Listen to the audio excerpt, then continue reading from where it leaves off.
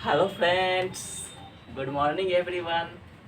Welcome in our channel Study India, the first step of success. India's online study channel. और जैसा कि आप जानते हैं कि यह आदित्य इन्फिनिटी ग्रुप का एक भाग है, तो आज से हमारा जो क्लास है सो शुरू हो रहा है फिजिक्स का, जो जिस किसके लिए इम्पोर्टेंट है, जो भी स्टूडेंट जो अगले बार जो 2022 में 12 का जो बोर्ड एग्जाम देने वाले हैं इंटरमीडिएट का साइंस स्ट्रीम से, उनके लिए फिजिक्स पढ़ना एकदम अनिवार्य है। तो इससे पहले भी हमारा जो क्लास हुआ था वो मैथ का हुआ था 7 बजे से, और अभी जो टाइम 8 बज रहा है, तो हमारा जो क्लास स्टार्ट हो रहा है। तो जल्दी जल्दी आप लोग ज्वाइन कर लीजिए क्लास को। हमारा क्लास स्टार्ट हो चुका है और थोड़ा देर में हम लोग आगे भी बढ़ेंगे जैसे जैसे हम लोग करेंगे। तो हमारा जो टॉपिक है आज से हमारा जो स्टार्ट हो रहा है विद्युत धारा, और विद्युत धारा जो है सो आपका काफ़ी इम्पोर्टेंट टॉपिक है। और हम लोग जो पढ़ाई करेंगे कैसे करेंगे आपको पता है, हमारा जो पिछला इंट्रोडक्शन वीडियो था उसमें हमने आपको बताया था कि हम लोग पढ़ाई कैसे करने वाले हैं। तो हमारा जो स्टार्ट हो रहा है सबसे पहले विद्युत धारा, तो हम लोग समझेंगे विद्युत धारा होता क्या है, और इससे संबंधित जितने भी टर्म है, पद है, वो जानेंगे। उसके बाद विद्युत उपकरण ये कितने प्रकार के होते हैं, डिस्ट धारा, प्रत्यावर्ती धारा, अल्टरनेटिंग करंट, ये सब। इसके बाद इसके जो उपकरण होते हैं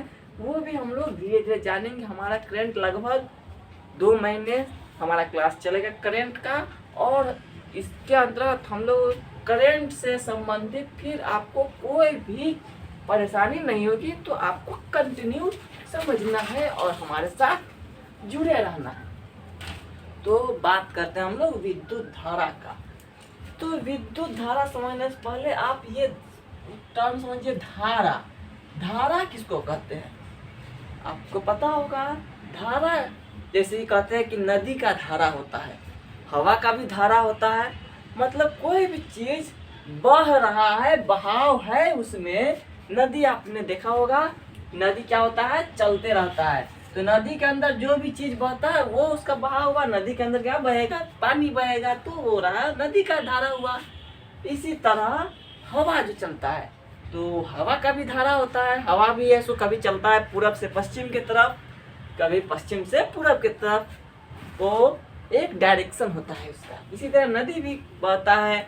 तो भारत में अधिकतर नदी जितना भी बहता है, हम लोग जियोग्राफी में ज़्यादा नहीं जा रहे हैं, तो भारत में लगभग जितने आधे नदी है, आधे से ज़्यादा नदी बह के जाते हैं बंगाल की खाड़ी में, तो उसका डायरेक्शन उधर रहता है।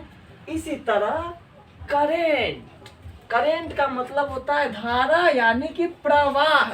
कोई भी चीज बह रहा है तो किधर जा रहा है, कैसे जा रहा है, वो रहता है विधारा का मतलब। और रहा बात विद्युत, ये टर्म समझिए। तो विद्युत होता क्या है कि किसी भी चालक से होकर, चालक समझते हैं आप लोग, कंडक्टर, तो किसी भी कंडक्टर से होकर, जैसे कि मान लेते हैं अगर कोई कंडक्टर है, कंडक्टर आप जानते होंगे अभी तक, क्योंकि कंडक्टर आप तो 7th 8th से भी पढ़ रहे होंगे। तो कंडक्टर क्या होता है, ऐसा मटेरियल होता है, ऐसा पदार्थ होता है कंडक्टर, जो अपने से होकर विद्युत धारा को प्रवाहित होने देता है, जाने देता है अपने थ्रू। तो ऐसे चीज को कहते हैं हम लोग कंडक्टर। तो यहाँ पे हम लोग समझते हैं कि इसका विद्युत धारा को अच्छे से समझिए।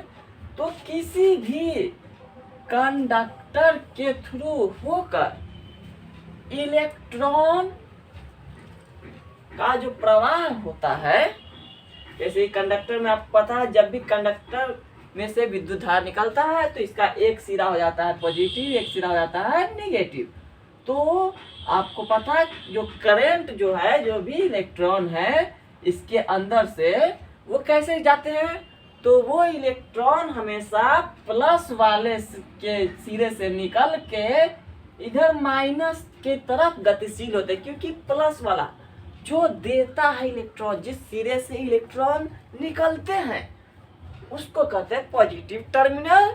और जहाँ पे इलेक्ट्रॉन ग्रहण होते हैं, क्योंकि आपको भी पता है कि अगर किसी भी चालक में दोनों रहेंगे। जैसे कि एक देने वाला होता है, जैसे कोई अमीर आदमी मान लेते हैं, अगर वो है तो वो किसी को देता है, दान मान लेते हैं, तो वो दान देगा किसे?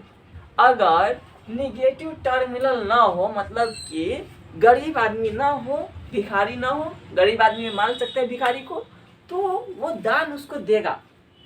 तो यहाँ पे वो लेने वाला भी तो होना चाहिए, तो यहाँ पे दोनों जरूरत है, ठीक है।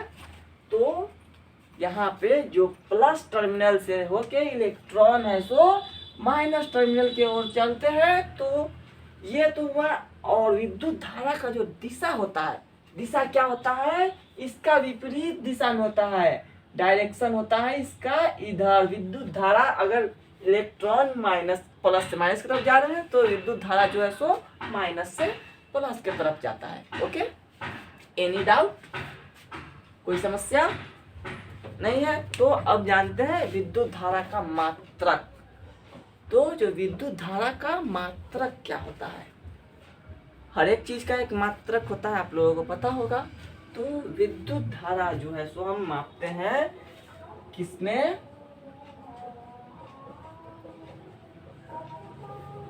एम्पियर में। एम्पियर एक साइंटिस्ट का नाम है जिन्होंने विद्युत धारा के बारे में हमको अधिक जानकारी दी थी। तो आप परिभाषा आप अपने हिसाब से नोट करते जाइए। विद्युत धारा क्या होता है? किसी भी चालक के से होकर इलेक्ट्रॉन के प्रवाह को विद्युत धारा हम लोग कहते हैं, ठीक है। तो विद्युत धारा समझ में आ गया होगा आपको। अब हम लोग आगे बढ़ते हैं और विद्युत धारा से होके कुछ टर्म कर लेते हैं। जैसे कि इसका क्या होता है 1 एम्पियर। तो 1 एम्पियर क्या होता है ये आप समझिए। 1 एम्पियर का मतलब है कि किसी भी चालक से होके एक बार में 6.25 इंटू 10⁻18 इलेक्ट्रॉन,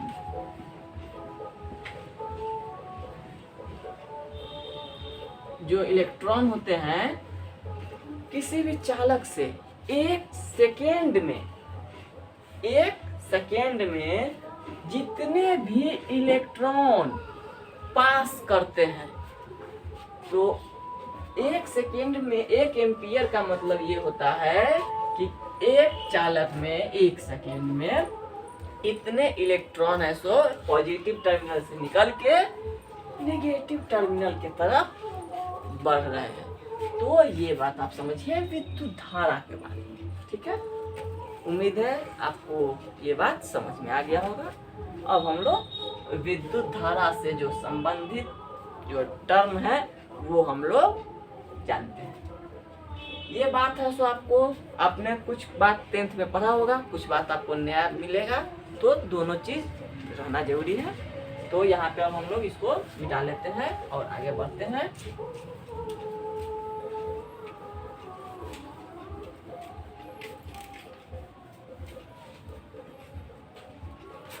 चलिए, तो विद्युत धारा का सबसे मेन जो टर्म आता है वो आता है प्रतिरोध।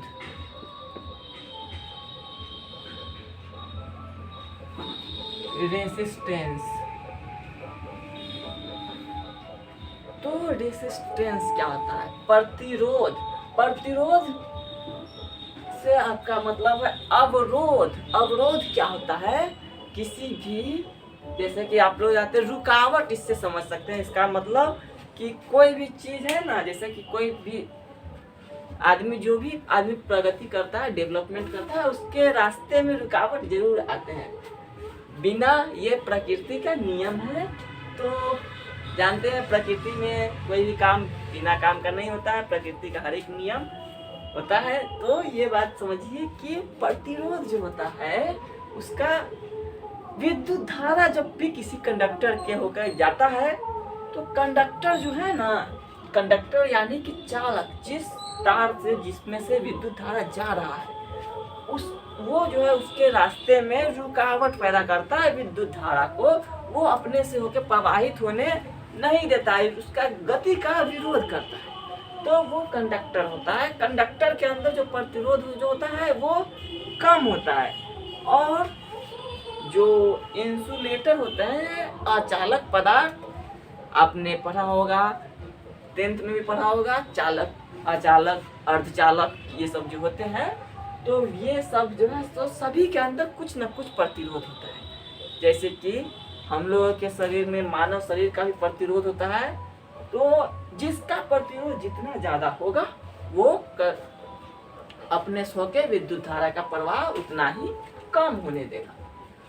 तो प्रतिरोध होता है। प्रतिरोध से कहने का ये मतलब हमारा कि किसी भी पदार्थ का वह गुण जिसके कारण वह अपने स्व के होने वाले, प्रवाहित होने वाले विद्युत धारा का विरोध करता है, इसको हम लोग प्रतिरोध कहते हैं। अगर इसको अंग्रेजी में जानना है तो the property of a matter by virtue of this opposes the flow of current passing through it is called resistance. तो आप लोग नोट कर सकते हैं। आप लोग अगर CBSE के हैं तो उनके लिए भी कोई दिक्कत नहीं। आपको जो समझना है और नोट्स खुद बनाना है, इससे आपका दो फायदा होगा। एक फायदा होगा कि आपको याद रहेगा और दूसरा बात रहेगा कि आपको समझ में भी आएगा। तो प्रतिरोध समझ में आया। तो प्रतिरोध होता है किसी भी चालक का वह गुण जिसके कारण वह अपने से होकर होने वाले विद्युत धारा का विरोध करता है। ओके, तो प्रतिरोध से हमारा बहुत सारा भी, प्रतिरोध में एक आता है ओम का नियम। ओम आप लोग जानते होंगे, ओम का नियम आपने पढ़ा होगा, ओम्स लॉ। और एक मिनट,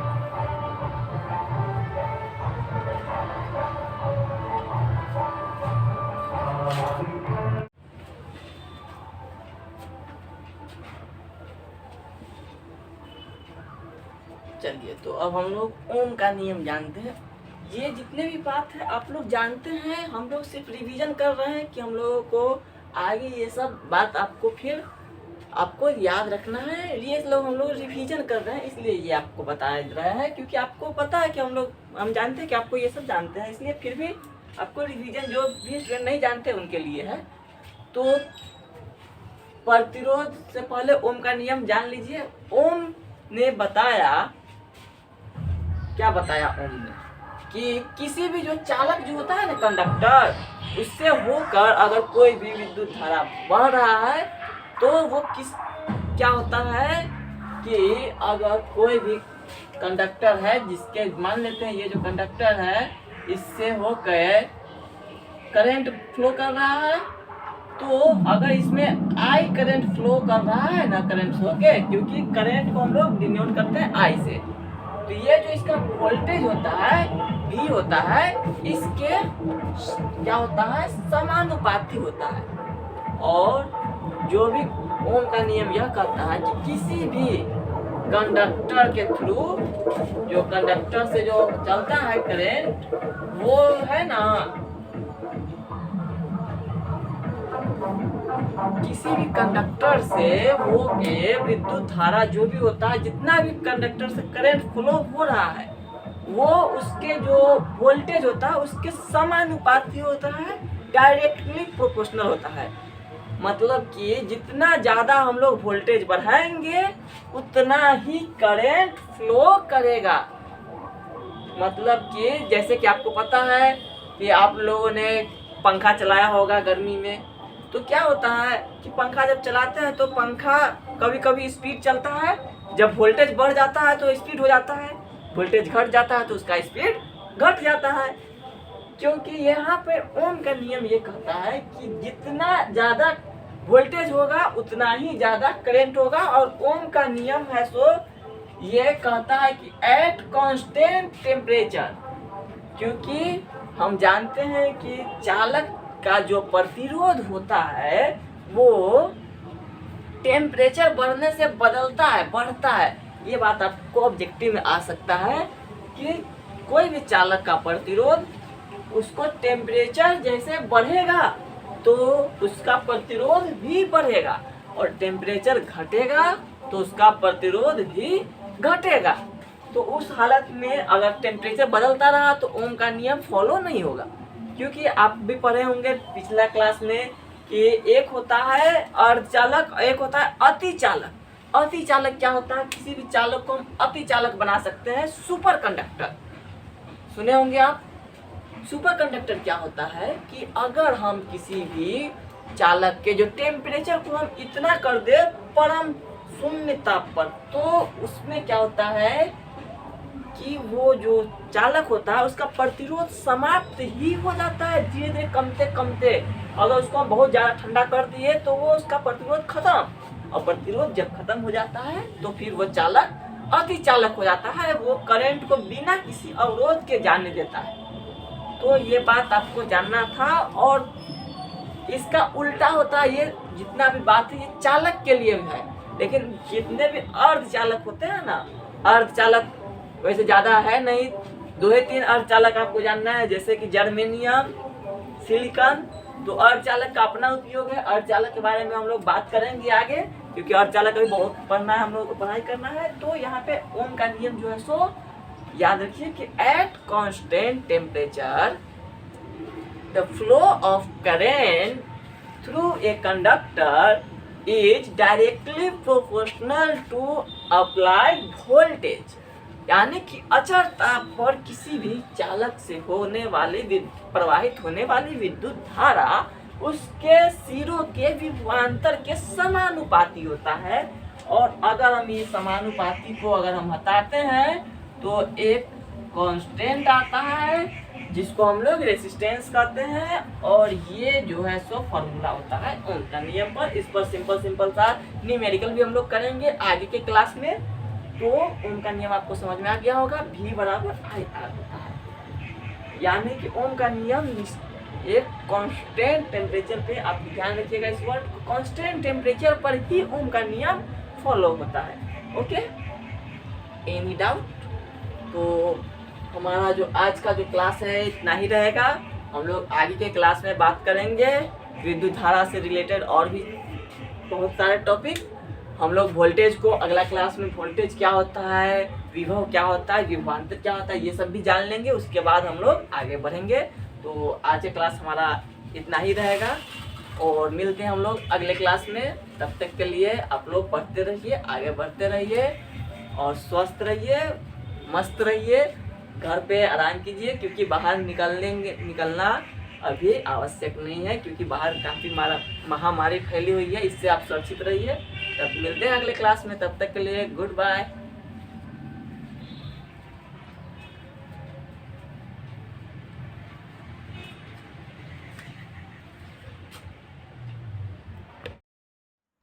अगर यह वीडियो आपको पसंद आया है तो इसे लाइक कीजिए, शेयर कीजिए, कमेंट कीजिए। और अगर आप नए स्टूडेंट हैं और हमारे चैनल पर पहली बार आए हैं तो आप इस चैनल को सब्सक्राइब कर लीजिए और इसे अधिक से अधिक बच्चों तक पहुंचाइए, ताकि सभी बच्चे अपने प्रिपरेशन अच्छे से कर सके। और तब तक के लिए स्वस्थ रहिए, व्यस्त रहिए, मस्त रहिए। जय हिंद।